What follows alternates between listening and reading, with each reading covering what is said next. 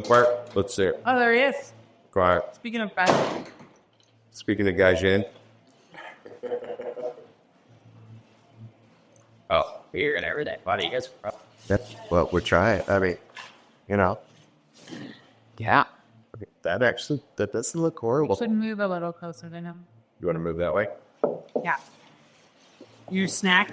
Snack. Snacks. Do you like the potato sticks? I like everything. Let's hear it. Okay, he's ready. What do you think? How's it look? You made actually move the camera, but smidge closest to us. Like actually the whole thing right forward. Being a pain in the rear. Finish. Keep this closer. Yeah. All right, you say what? That's pretty good. Did I turn it too far? Or is it okay? No, that's pretty good. And we have a lot of table in the foreground, and that's okay. Well, we don't really have anything to decorate it with, except Snacks. and the flat music bar card. And no one can see that. We'll pick it up at some point. Okay, Right. sounds good. You ready? Sure. What do you think? Ready as you ought to be? I can't drink my beer with the phone right there. Hang on. Oh, shoot. We're gonna readjust. How's that? Perfect. Is this thing on? Yeah, both mics are on. Is this thing on? Test. Yeah. Mic on?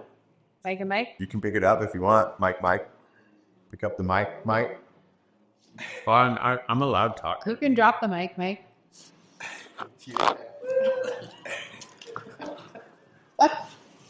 My shop. Sorry. Okay. All right. We are live from Arai We're in the flat bar. in the flat music bar. There is music outside, but not in here because we're in the community room. Yeah. We're Japan. Have you said that part yet? I have not said that.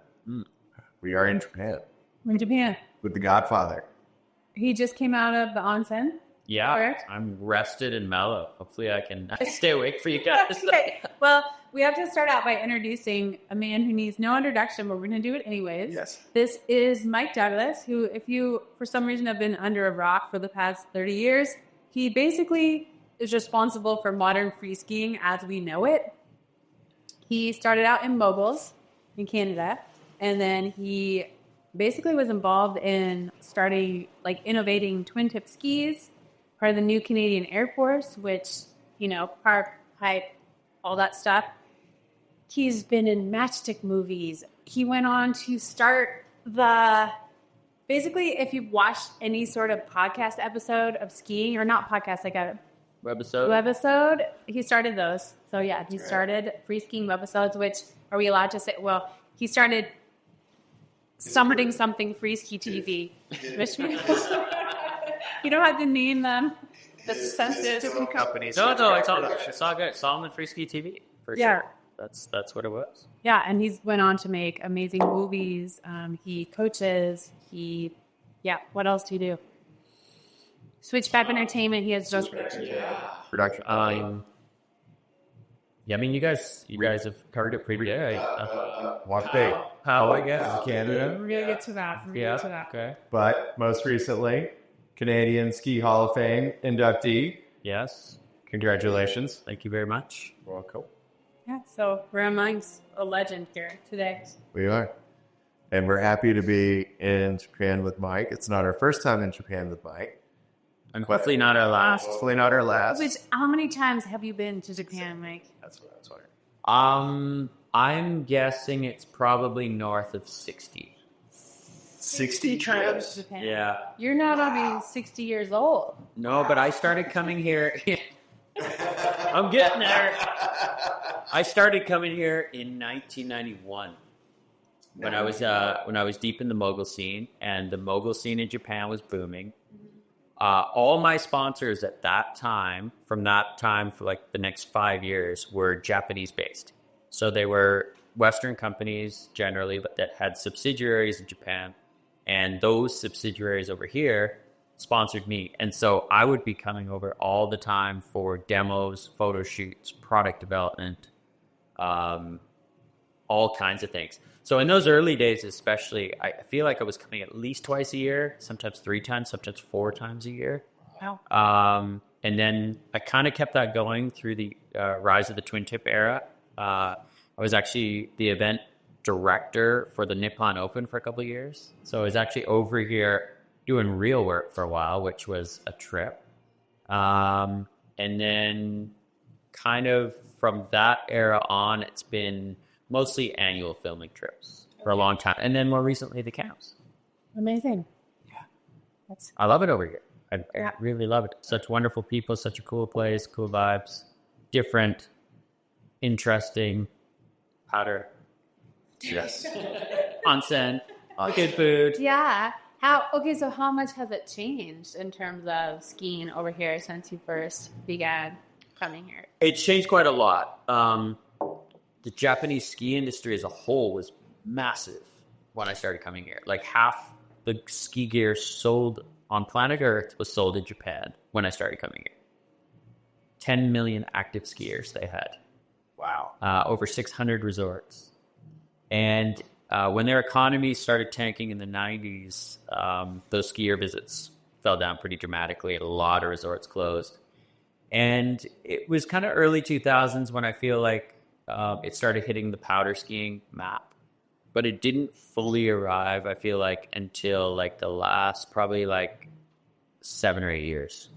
And all of a sudden, like, Niseko has totally changed. Like, I remember I used to go to Niseko and it felt like this little backwoods Hokkaido rural town with a little bit of funky vibe edge to it. And now you go there and it's like mega resort. So a lot has changed. Hakuba area has changed quite a lot too. There's starting to be, there's a lot of foreigners there. But there still are a lot of pockets in Japan where you can kind of get back to the original style of this place. Yeah, super fun. How many resorts do you think you've been to in Japan? Also, I think around 60. I actually checked a new one off this week, which is kind of cool because I haven't hit a new resort for a few years now. What's that? Tenjin? No, I'd been there before, but we went to one near there called Okutone. And it's just a small resort, like 4 or 5 lives. And we went there because Tenjin was closed that day. Right. So, but I was kind of stoked because it's fun to go somewhere new. Yeah. You're still? 60 resorts. He's not jaded, folks. No, I love it. I'm a sucker for all this stuff. It never gets old to me. That's amazing. Yeah, I think we're all on the same page with that. Yeah. Want to talk about POW? Yeah, let's go there because you brought it up. You are the co-founder of POW? Yeah, co-founder of POW Canada. I acted as board chair for 6 years. And more recently, I stepped down to be a board member at large, basically because I put term limits on the president's or the board chair role for myself and my own sanity and to get a little bit of free time back. But this past summer, they actually named me president. So, which is means that I'm a little bit more of a figurehead, I guess. Jeremy Jones is president in the U.S. and they've kind of put me into a similar role in Canada. Okay. So I deal with the media a lot. I help deal with the team and sort of overall direction, but I'm not involved in like the day-to-day operations. When did that start for you, and what made you want to start that? I first noticed global warming, or that's what it was called in the 90s when I was working on the glacier at Blacklow, the Horseman Glacier. I was running a summer camp up there, which is now known as Momentum Camps with John Smart. And it was really seeing, with my own eyes, the news stories that we were hearing about global warming, the planet's changing. And I'm watching this glacier that I thought was so big, like it couldn't possibly disappear, shrink more and more every year. And that was kind of like mid to late 90s where I really started noticing that. And for a long time, I didn't really know what to do. I mean, I've always believed in the science behind global warming or climate change. But it wasn't until Jeremy launched Protect Our Winters in the U.S. that I sort of saw a group that I could identify with. So eventually, I ended up getting involved with POW in the U.S.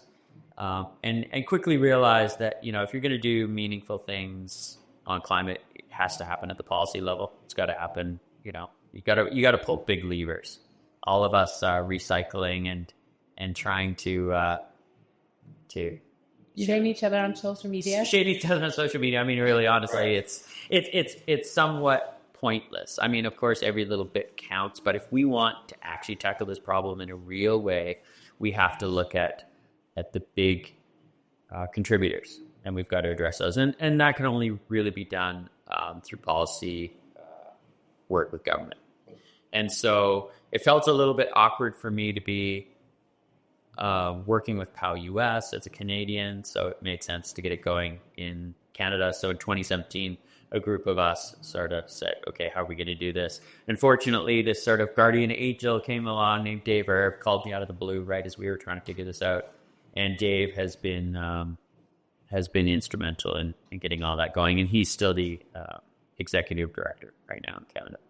It's funny that you mention, the things we try and do, but really that the change has to come on the larger policy level, because that has been a consistent theme in all 3 episodes that we've recorded so far.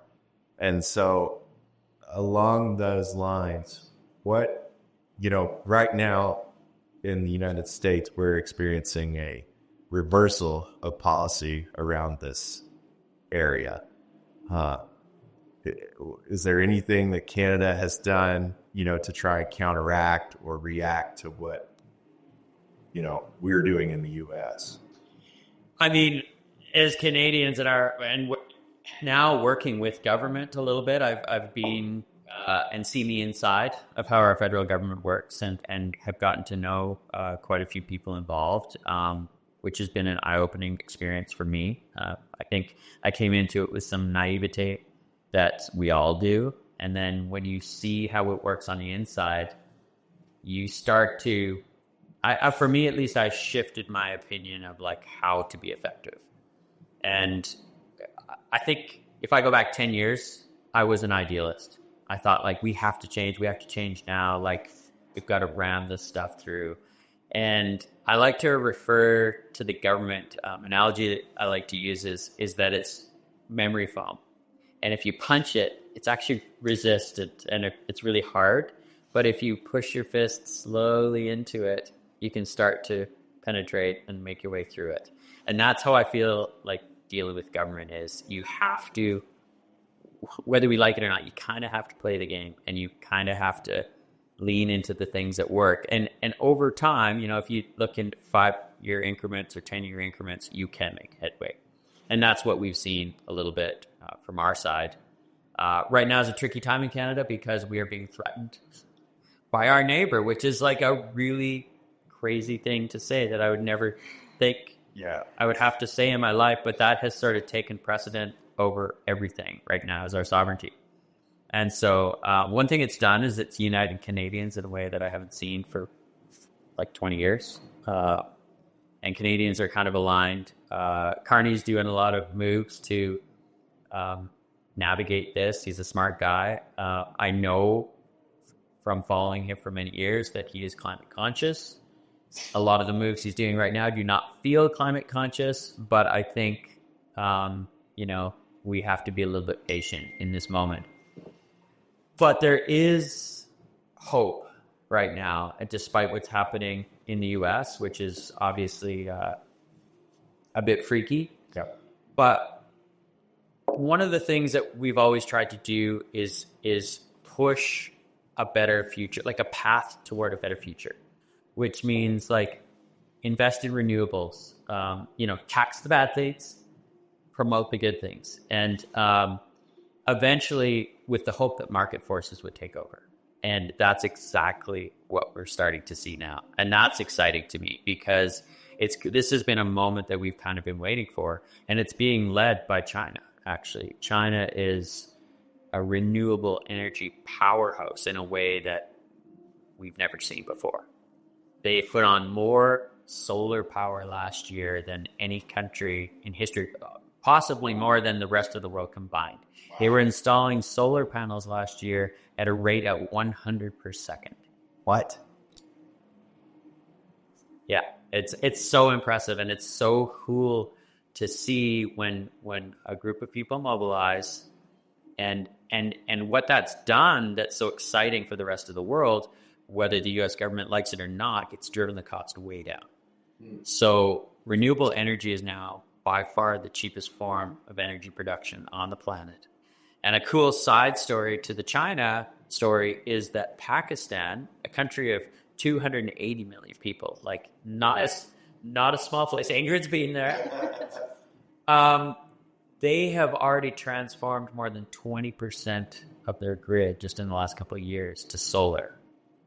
And not only is it cheaper, but it's more reliable, and they are all in on it. So once the market sort of tips, it's really hard to tip that back in any other way. So, you know, if you're not even an environmentalist, if you're looking at like a new power project or trying to power a factory or whatever, you're probably going to look at the cheapest possible option. And nowadays that is often renewables like solar, wind, geothermal, those kind of options. Well, what do you think makes some countries and leaders so forward thinking and others so resistant and like clinging to the old ways?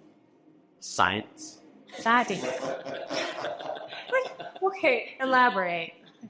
I mean, it's the scientific consensus on climate is it's clear. Like, but like, what are some, like, the Chinese are so forward thinking, and they're like, obviously, we're seeing this coming. We're going to invest in the future, not cling to the past, right?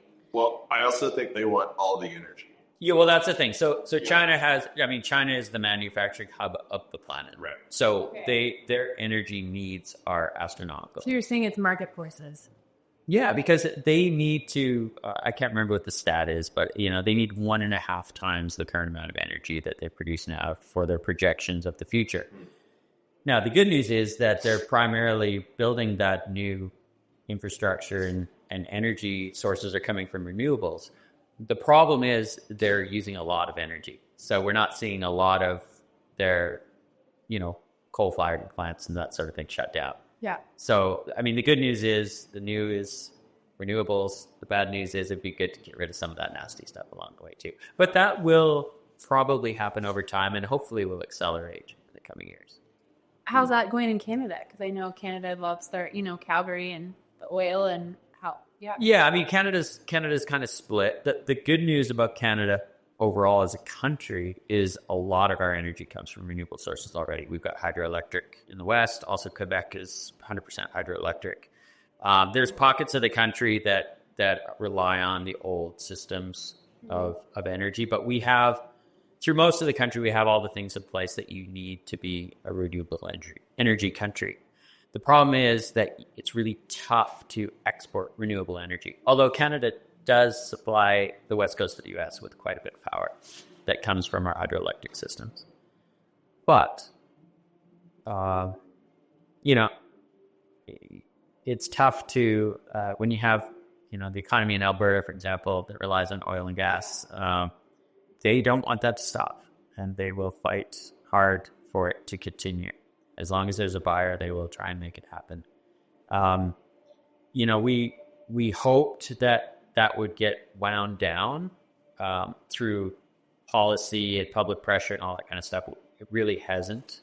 But market forces hopefully will lead to that being backed off. I mean, we're not going to turn off oil overnight. Like that's a pipe dream. And all the anti-environmentalist people are always like, oh, you know, everything you have is made of oil. Well, yeah, no shit. Like, that's how we make things. But it doesn't mean we should be burning it in our cars and burning it to make electricity and burning it all over the place. So there's such a thing as environmental economics, where there's a curve, you know, you go down and meet the curve. You can't just quit everything all at once, but it's a slow curve. Exactly. Yeah. Exactly. And once you have an e-car, once you see that other side or whatever, it's like, how are we living in this? Right. Yeah, I mean, that's one of the beautiful things is that when you create something that is not only better for the environment, but is just better in general. Yeah. And you know, for like we just talked about Pakistan's power grid, they're not only excited because it's cheap, they're excited because they can store it in batteries. They charge it during the day to store it in batteries at night. they've got micro power systems in these villages that used to rely on a line coming from somewhere else that was down all the time. So they're saying that the reliability is so much better that everything just works better. So, and, having an EV, I've been driving an EV since 2019, and it's awesome. Like, I don't want to buy another gas car. Like, it's been incredible. And the funny thing is, when I bought my EV, which is a Kia Niro, there was talk that around 150,000 kilometers to 200,000 kilometers, you'd probably have to replace the battery. Like, battery performance would fall off, like it does in your phone or any electronics.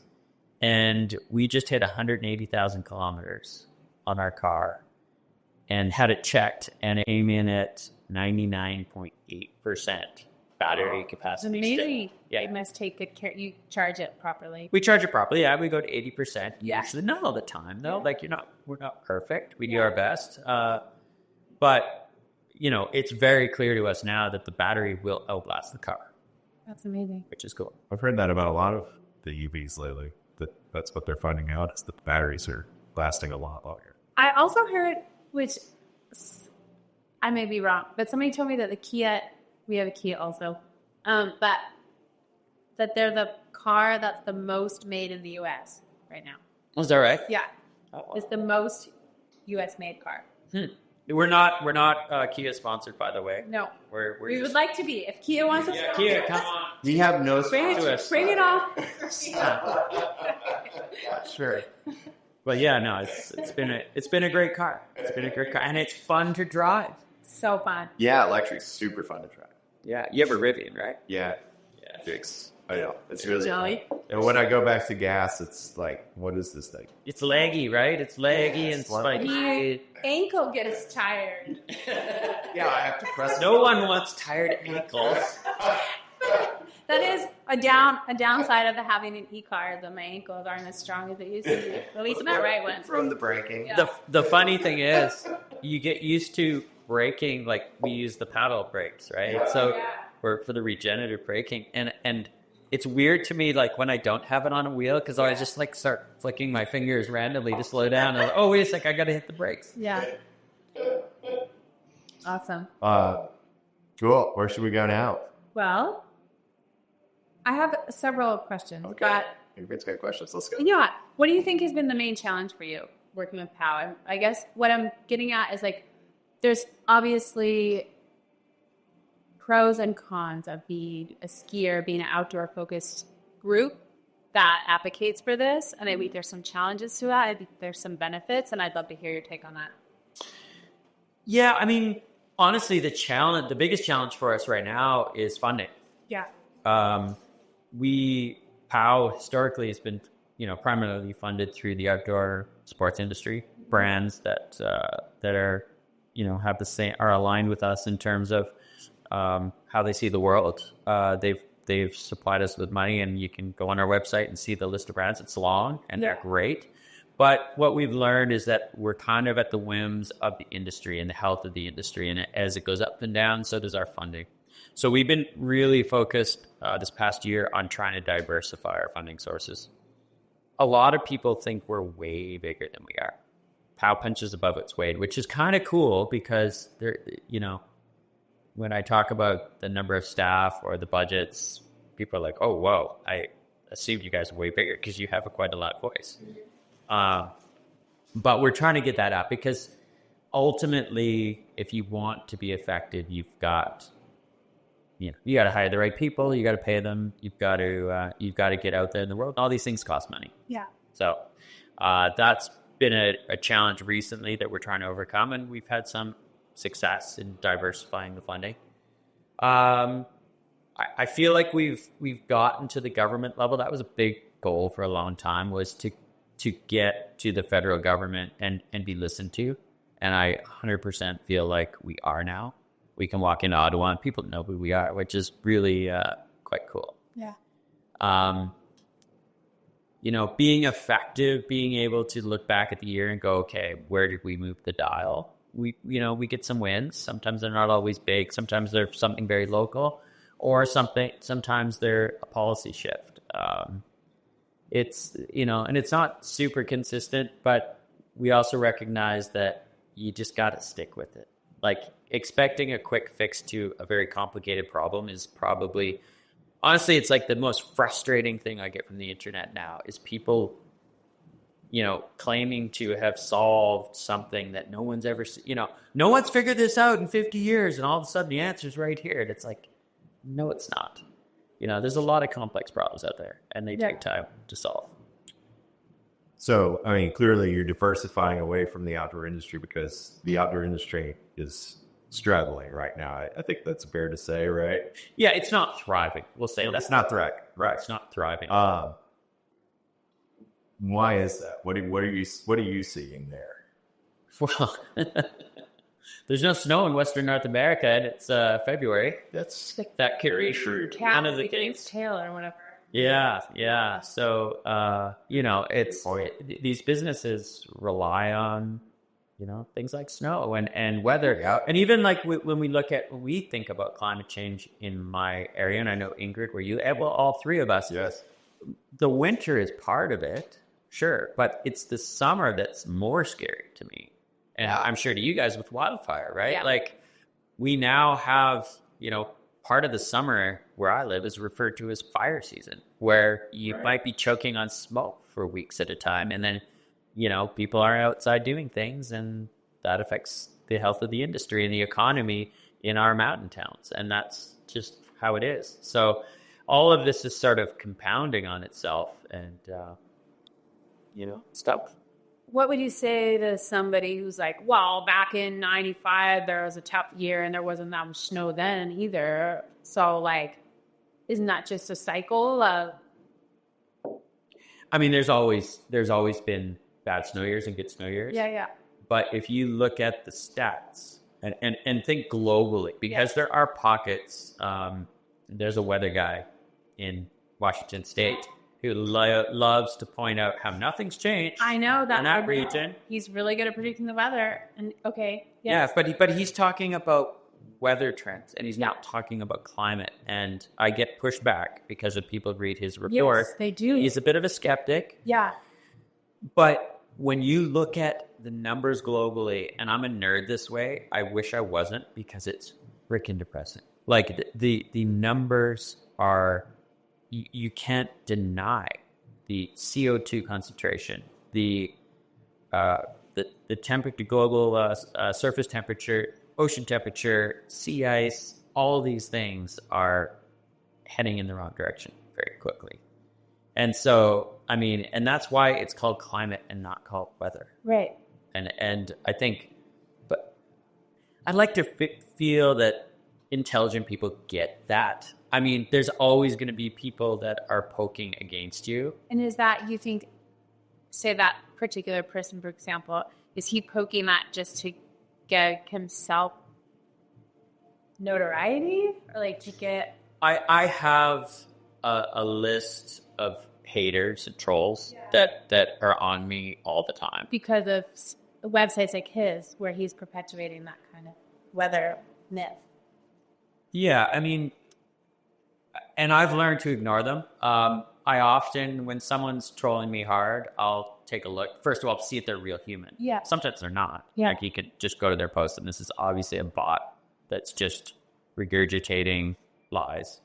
But more often than not, they work in oil and gas mining, coal mining, or they're adjacent to that. So, they feel threatened. Yeah, they have a fear of losing their jobs and their livelihood, which is understandable. Yeah, and I'm sympathetic to their feeling of fear around these environmentalists coming for your jobs. But that's also, whether they like it or not, things are going to change. There's change all the time, whether any of us like it or not. We have to be resilient. We have to be adaptable. I try not to let it bother me. But I have to say, when I got deeper into the climate game about 10 years ago, I never anticipated that we would have opposition to try and develop renewables, or just a cleaner air, cleaner water, better planet. Like, I didn't realize that there would be this, 35% of people that would actually be fighting against these things. And do you think, why are they fighting against it? They don't want it. It's like too hard to imagine that it could be true. I mean, the internet has been unhealthy, I think, to society in a lot of ways. Because lies spread just as fast as truths, and often faster. And lies are often painted in a way that are more simple to understand. Like I just mentioned, finding a simple solution to a complex problem is most often, that's not how it works. Like these are complex, but you can't fix climate in, a year. Like there are so many layers to these problems. And with all these things, with diseases, with, so the internet has given rise to these charlatans and people that are duping the gullible, I guess, the people that don't go and do the research or get their information from credible sources. And unfortunately, that's a disservice to us all. Go on. Yeah, I know. Sucks. Listen to Mike. He's a nerd. Like, if you hang out with him, he's up late at night reading the science. Like, I'm a nerd. I don't recommend it. Don't do it. No, until V found out in the morning because he saw it, Well, I've learned to thicken my skin a little bit, and also, the one thing that I've learned from being involved in climate and understanding, where the data is at, the science is at, is that I celebrate every day. Like I used to go out, I used to put my bike away on November 1st and I wouldn't get out until the end of April. And that was ski season. Yeah. And now my bike kind of stays half ready to go all winter. The powder skis are there. The ice skis are there. And I just kind of roll with it a little bit more. And I've had to adapt to that way of thinking that no, it's January. I know it's January, but today's a nice day for a bike ride and I'll go for a bike ride. And so the outdoor spaces are, as we all know, because we're all like-minded here, it is like the best thing ever. It heals all this junk in our brains. You get out there, you go skiing, like we are all here in Japan skiing, you have a wonderful time. And for a little while, you can just reset. You can let all this stuff go and just enjoy yourself a little bit. And hopefully share that with others and inspire others, because if people don't get out into the environment that we're trying to protect, then why are they going to protect it?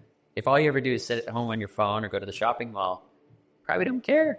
Yeah, So, you just live in your virtual reality. Yeah. Never go outside. There's that community. Have fun. so you got to make sure you have a good time. Yeah. Get out there. We've got some raging techno music in the background. Yeah, at the Flat Music Bar. We're at the Flat Music Bar. Latte Arai. Shout out to the DJ who's really dropping the bass right now. They were very nice to let us use their community room. There's this guy who's been working. He was up on the mountains serving he's working. Russian. Oh, no way. Yeah, that's the guy from up at Zendana Station. Oh, very cool. Yeah. Double shifting. Yes. Do you have a next question? I don't know. I think we should probably go with something fun to wrap up. Yeah, I was going to say I have one unless you have No, you go ahead. Okay, well, I want to ask, this podcast is about sustainability. That's right. But there's another type of sustainability that I want to ask you about, because you have been an idol and a mentor of mine, and you are, still crushing it in the ski industry. Creak. That was my back. He's an amazing skier. You're still heavily involved, and you're an amazing skier. And I would like to know, how do you keep it going? Mike has a really cool movie from how many years ago? God, it was 9 years ago now. 9 years ago. Back when I thought I was old. That's called The Fountain of Youth, that everyone should watch. In that you were kind of talking about how skiing keeps people longevity, sustainability for your career, for your body. Yes. Just talk about that. What have been some key things for you that have kept you going and that will keep you going? Yeah. So the first and most important thing is keeping moving. Okay. And that means trying to get out. I don't get out every day, but I try to get out at least 5 days a week and do physical exercise. It gets my blood flowing. That gives me fresh air, all those kind of things. So in the winter, it's skiing. I'll often get out, not always for the full day, but say for 2 to 3 hours. I'll go out ski hard, go for a ski tour, meet up with some buddies, have a little bit of a social time. In the rest of the year, it's often mountain biking, hiking, but just moving in general. With my wife Susie, we'll go for a hike in the forest. We live right next to it, beautiful forest, and we're out there all the time. So movement is number one. I would say is just like you're sitting on the couch, it's feeling comfortable, and then you gotta go. Like sometimes it's like get off your butt, get outside, and I always feel better, which is the nice thing. Yeah. Next, I would say I don't drink that much anymore. I'm on a trip like this, I drink a little more, but when I'm at home, I don't drink a lot of alcohol anymore, and I try to eat fairly healthy, mostly vegetarian diet, and keeping the weight and the fitness under control through diet is something that's also important. I try to sleep well. Like I'm like an 8 hours a night kind of guy, and I'm very lucky because I can usually fall asleep like real quick at night and generally stay asleep. And yeah, just try to not get bogged down too much in the details and have fun. What about other aspects of your career? Because you've been basically everything within the ski industry. How do you figure out what your next project is, what your next phase of your career? Like, how do you get your motivation? Yeah, I mean, it ebbs and flows. I probably like everyone. I dipped into the film world pretty hard there for a bunch of years, and that was kind of my focus, my primary focus. And, the film industry is going through a tough part right now, and I'm finding it harder to secure a lot of new jobs in that area. So I pivoted back towards skiing, and I'm actually loving it right now because I'm kind of having a little bit of a renaissance in the ski career. And this is your work with NST? Well, a little bit with the Natural Selection Tour for sure. That's got me like tuned in to the front edge of free skiing, I'll say. Like I know who like all the up and coming like best female athletes are right now, the 18-year-olds that are like turning a lot of heads. Yeah, there's so much talent. I'm really excited about that. And mixing, same with the guys. I'm pretty excited. I've become a little bit more of a fan again of what's going on in free ski, and also just getting out there again. I'm on pace like for my most ski days this year that I've had in a few years, so that's good. And just picked up a new brand partner with Stellar Equipment out of Sweden, so I'm excited to start working with them. I'm still working with Solomon on the hard goods side, and that's we're just rekindling how that looks for the next few years, and with Hester Gloves as well. I've been with them for 25 years now. Wow! So I've had really great partners over the years, and that's been huge. But I'm a curious person in general, and I think I'm always like looking for new opportunities and new ways to do things and try things, and life's short, you kind of gotta just get out there, go for it. You heard it on The Godfather. Yeah, The Godfather. Okay, well, I think we're going to sushi dinner now. Sushi dinner. On behalf of our country, I'd like to say sorry. Yes.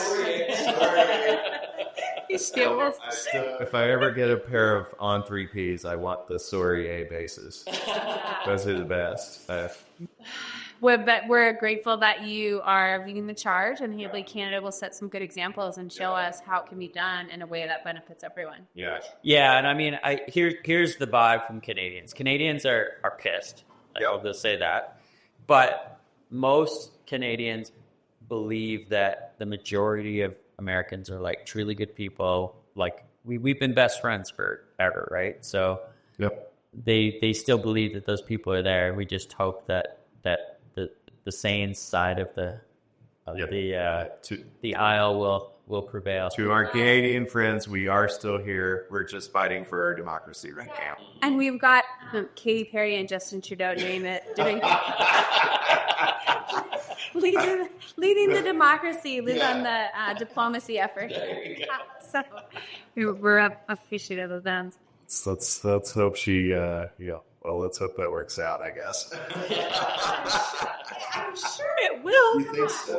Okay. All right. Lasting. That's a lasting. Iconic. It's always a Hollywood ending, right? Wish them the best. Well, yeah, Mike, it's always amazing to talk to you. So glad we get to be here. Yes. I feel so honored to get to share this place with you two because you're two of my besties, and I love. Yeah, it is very. Oh wait, we gotta do a toast to that because Kampai. Oh, I said Kampai. All right. Well, thank you. Thank you, guys. All right. I have so many questions for Ingrid, but that's another podcast. Then you're going to have to come back. Yeah, we'll have you back, please. We'll do, you were technically our first guest. So this is, on the pilot, on the phone. Oh, right. You called me. Right. You called you. It was the Swifties. To discuss Tay-Tay. So. Yeah. Did you know that Harry Styles has a new album coming out? And so does Noah Khan. I'm excited about Harry Styles' new album. I heard one song. It's really good. Yeah. My daughter. Well, one last quick story. Do we have a time? Last quick story. We got 8 minutes. And we needed music because we always have music. So this is like 2 weeks ago. I'm in the middle of a Zoom meeting. I think it was a POW board, something or other. And my daughter starts calling me. She never calls me in the morning. Something weird's going on. She's very funny, right? She's at university, yeah. She starts calling me. She calls me, I think she called me twice in a row. And I was like, oh, geez, I should probably pick up. Then she texts me. All caps. OMG, did you see what just happened? And it's like, oh my God, did someone just start dropping nukes or what? Like, I'm freaking out. And I'm like trying to hold my composure in my meeting. And like, yeah, and listening. And I'm like scared to look at my phone and whatever. So anyway, 5 minutes later, I get off the call. And I just go straight to like Threads or something. I'm like, okay, like, is the world ending? Like, what's happening? I'm like, nothing. So I call my daughter back. I'm like, Kira, what's up? Like, are you okay? And she's like, yeah. Oh my God, did you see what happened? I'm like, no, just why I'm calling. What happened? She's like, Harry Styles just announced his new album. Yes. I'm like, you almost gave me a heart attack over that. It is exciting. I mean, I love Harry Styles. And your Instagram with the stick season with Noah Khan, very clever. Thank you very much. Very clever. Yeah. All right. We're good? Yeah, so we're excited for Harry Styles. We're going to sushi. Let's go sushi. We're going to ski tomorrow and then in a couple more days. All right. Thanks. Thank you, guys.